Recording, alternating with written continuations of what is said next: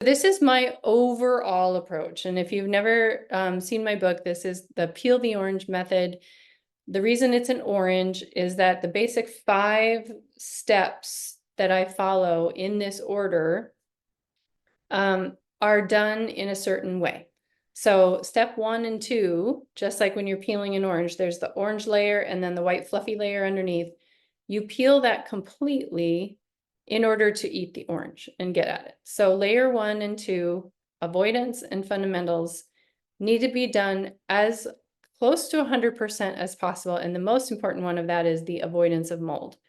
The number 1 rule with any toxin-based illness is remove the patient from the toxin and the toxin from the patient. So the 5 steps: avoidance, fundamentals, protect, repair, and fight. Why in orange? Because we peel avoidance and fundamentals 100%, and then you pick and choose the parts of the protect and the parts of the repair and the parts of the fight, which means antifungals, that apply to you and what you have going on. So this is the big picture, eagle-eye view of how to do this. The key though, please don't avoid avoidance. That's the thing I see the most often.